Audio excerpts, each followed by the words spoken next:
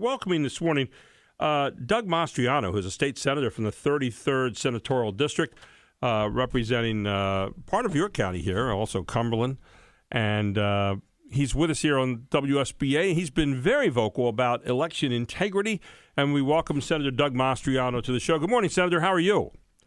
Good morning, Gary. Everything is going okay. I mean, I'm just a little bit concerned. It seems like Josh Shapiro the other night on CNN needed a tissue because I was going to run over and get him one. I don't know what he's afraid of.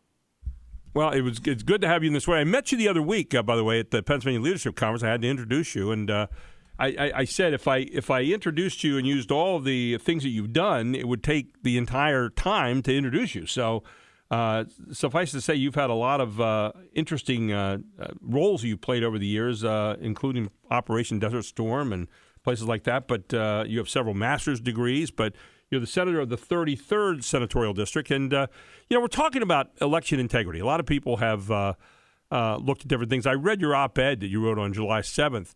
And you said, you kind of cited the January poll from the Muhlenberg University showed that 40% of American voters, or Pennsylvania voters rather, are not confident that the results of the 2020 election accurately reflected how Pennsylvanians voted. Talk a little bit about your concerns and the things you've been looking at here so far. Well, usually the number one issue that I've been dealing with from constituents, and yes, I do work for the people, that's why I'm doing this, is election reform or concerns about the election. Every so often medical freedom would pop up its head. I understand so during certain times, but usually election reform is always on top. And so as a result of that, on 25 November of last year, I led together Senator Argyle the big hearing on what happened.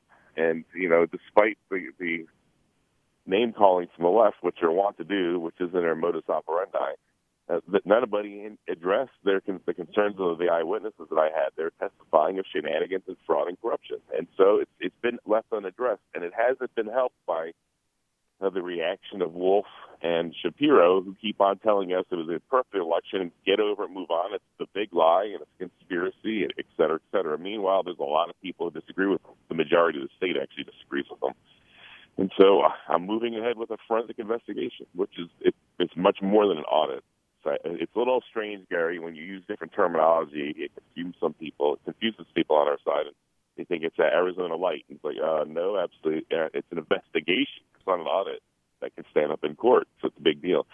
And the reaction of especially little Josh Shapiro was a bit eye-opening there. I'll do everything in my power to stop it. This is the same man, by the way, that predicted that there's no way Donald Trump could win Pennsylvania before one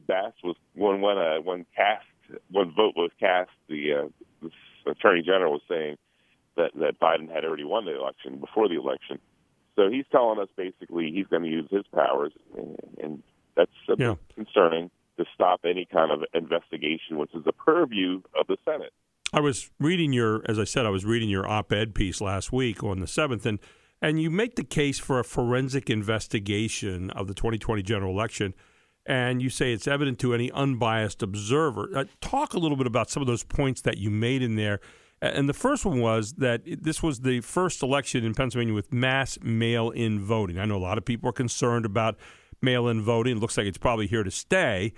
But, 2.7 million ballots cast by mail and absentee compared to about 263,000 in 2016. That's a huge difference. And again, COVID being the major reason for this, but your thoughts about that, first of all.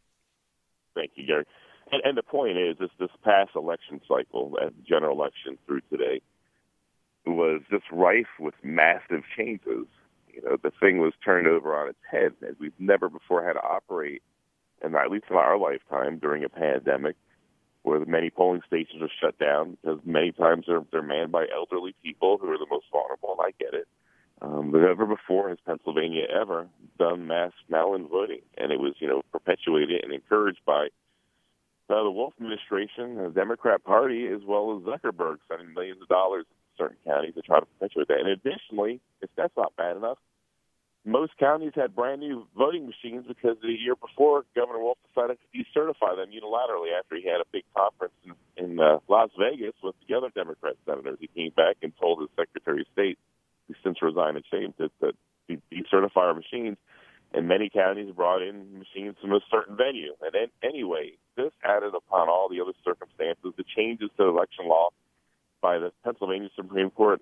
So what happened in November of last year was not what I voted on, and the changes made by our Secretary of State in October, November was not what I voted on.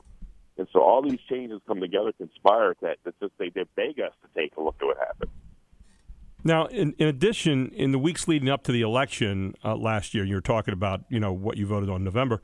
The Department of State repeatedly altered the manner in which Pennsylvania's election was going to be conducted, and this is according to your op-ed. Those who voted in person were held to a higher standard than those who mailed in their ballots. Talk about that a little bit, if you would, please. Yes, the vision was originally with this no excuse mail-in voting that the process would look similar for an absentee ballot that I had to do most of my life as a soldier. That there would be safeguards in place and matching signatures and all that required. And a certain period of time where it had to arrive by a certain date, otherwise it was cast aside. And this Pennsylvania Supreme Court, in its infinite wisdom, as a partisan court, threw away all the safeguards for no excuse mail-in voting, and it made it the wild, wild west. They took away the requirement for matching ID. They even added 3 days that you could send it in for, which is ridiculous. They added code and laws where only we, the Senate and the House, have the authority to write election law. For them, it might be interpreting, but it's for implementation, and the implementation completely was upended. So all the safeguards that we had in place were compromised. And so for the puritanical amongst us on the Republican side, it's nice you want to blame the Republicans for that, but the onus is upon the Pennsylvania Supreme Court and the Wolf administration. They made changes that compromised this election, and that's why so many people have questions.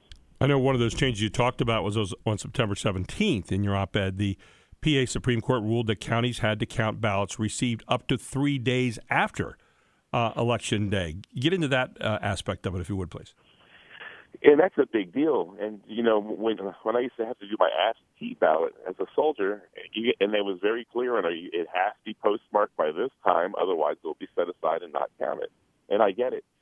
But the Pennsylvania Supreme Court came in and said, nope, forget any postal mark. You don't have to look at a postal mark because the question was, what if there's a blurry one? What if there isn't one? What if someone just drops off a pile of votes? And they're like, well, there need not be any stamp on there, need not be any postage mark or time stamp from the post office because you have to receive everything you get up until 5 p.m. the Friday after the election, 3 extra work days complete after the election. And that was an additional compromise. And so all these just add up to bring a lot of questions in people's minds. And so now imagine yourself as governor or attorney general with oversight as the senior law enforcement official of the state. When you have the overwhelming number of people that want these concerns addressed, and all you do is belittle and mock them. You tell them they're advocating a big lie, and it's echoed in the media as a baseless allegation that nobody's investigated. And this goes on and on for months, and you hear more and more stories from eyewitnesses who try to vote. They were told they already voted by mail. They're given a provisional ballot. Does their vote count? Some people weren't even given a provisional ballot because kicked out of the polling station. You have poll watchers in Philadelphia. This is on video. It's a fact. It's that little guy who's an attorney with his little badges and credentials was prohibited from watching hundred thousands of ballots being counted. No Republicans in the room. He went to the judge. Hours later, the judge says, yes, you must be allowed in. Goes back. They still say no. He calls the sheriff. The sheriff in Philadelphia says, nope, you're on your own, buddy. So with all these things conspiring together, we need answers. And Democrats, you need to stop calling us names. And actually, you're the party of the big lie because 3 years you told us our election in 2016 was stolen by Russia.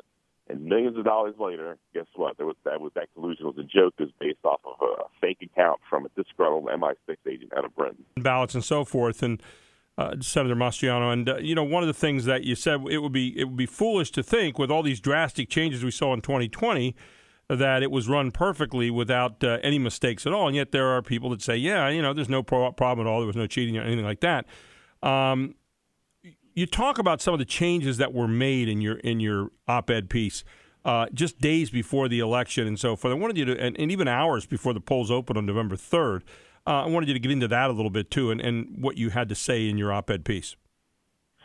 So the day before the election, the 2nd November, our Secretary of State, who since resigned in shame for incompetence, she gave orders to counties to fix any ballots that were mail-in or absentee that were filled incorrectly. And filling in those ballots incorrectly, of course, means they're set aside and not counted. And so this whole situation, it seems like only Democrat counties responded. It seemed like they had a heads up and that they're able to start calling voters to come in and fix their ballots. So what about the other 60 counties in the state that did not have the opportunity in the Republican areas? And that's just sickening that they make any change the night before an election. And actually, it was so late that some of the judges of the election were already in bed. So they didn't get that till next day. And they're like, well, I can't do that. Now it's too late. On the other side here, the Pennsylvania Supreme Court, as we discussed briefly, and this was very important, they added 3 days, and they took away the requirement for matching signatures. So that means, any clown from anywhere could have filled in a ballot and mailed it in somebody's name, knowing that person was dead perhaps, and at least 9,000 ballots came in from dead people that were well dead, that didn't have a chance to vote, unless by proxy. And so the requirement for matching signature for no excuse mail-in voting, that completely undercut and compromised this whole idea. And the no excuse mail-in voting, of course, is heavily encouraged by the Wolf administration and Zuckerberg with his money floating around our state, using COVID as a case because the people were afraid to go out. That's why Wolf was constantly fear-mongering for many reasons. One was because he wanted people to mail in their vote. Let me ask you. Court took away. Yeah, I'm sorry. Let me ask you this question. We saw investigations that were done. Now, you point to just one risk-limiting audit, which was done about the voting afterward, and they came up and said, hey, there wasn't anything that big that would have caused any change in Pennsylvania. Are you in agreement with that the vote count was not something that would have changed? Are you looking more for give me your thoughts on that, because that's kind of one of the things that comes up with people all the time. Yeah, so we're looking at about normally 250,000 or so absentee ballots are cast in a normal presidential election year in Pennsylvania. That's pretty, it was a bit higher this time, around 270 this year, which is understandable with the support across the state for President Trump. For no excuse mail-in voting, we're looking at over 2,500,000 came in. So that completely upended what's normally mailed in. That's number one. Now, as far as Wolf and his claim for a list-limiting audit, that is a bunch of crock. That's when his Department of State, which is very partisan, sadly, they go in and they look at randomly sampled 45,000 ballots of the millions cast around the state. They look at 45,000, and all they do is take a look and whether the ovals are filled in correctly or not. It doesn't look at if ovals were copied, if the ovals were hand-filled in. It doesn't look at the paper forensically. All they do is just say, yep, looks okay to us, and they set it aside. And there's usually no Republicans in the room for that either. It's a very partisan review by the Department of State.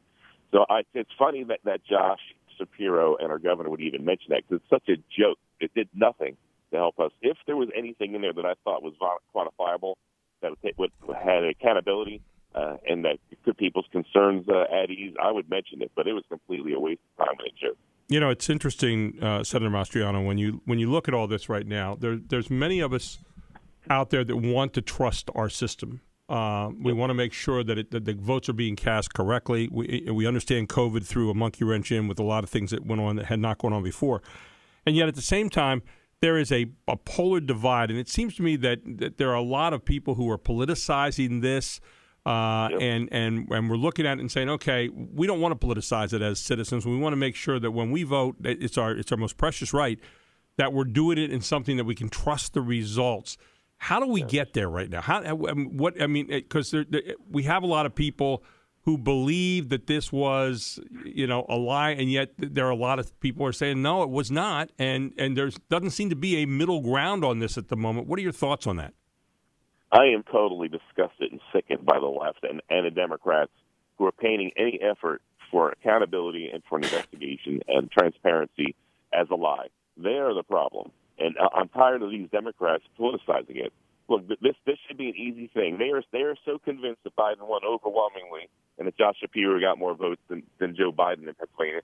They are so convinced that I hear in the Senate floor Senate colleagues of mine actually stand up and look in the cameras and say it was a perfect election, that they have the kahunas to say that any time in Pennsylvania, because there's always corruption in Pennsylvania and Philadelphia, and it's just a matter of the level of which.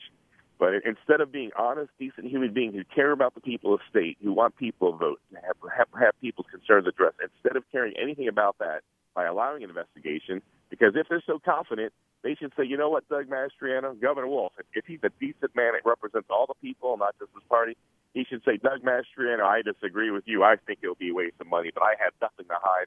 We will open up the books. You pick the county, and I'll see you there.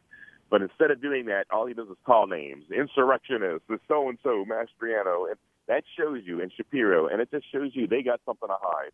That Governor Wolf would go on his hands and knees and beg Joe Biden to come to Philadelphia today to speak against my forensic investigation tells you that these guys have something serious to hide, and we have to get it done. It's going to be interesting to see how realistic is it to think this forensic investigation will take place. Final 20 seconds. It's going to happen. I have the power in the Senate, and my colleagues on the other side there, gnashing of teeth and whining and crying. That's nice. That's sweet. They'll get their hour and a half of speeches for my committee vote when I'm authorizing the subpoenas. But it's going to happen. I have the power of the Constitution, both at the federal and state level, to do this, and no amount of deception and twisting of words and lies or name-calling from them is going to stop it. And they just need to get used to it. And they should be good citizens. They swore on the Constitution of Pennsylvania and the U.S. to uphold it. So they need to put aside their politics. This is an alien world for me, my friend. I swore to uphold the Constitution in uniform 8 times. And that's no game. But these people use it as a means to an end, and they will lie, cheat, steal to get say and do whatever needs to be done to advance their party politics. For me, I just want the truth. Senator Doug Mastriano with us this morning. Senator, thank you for taking the time to be with us and giving us your point of view. We really do appreciate it. Thank you, sir. God bless. Yeah, take care now.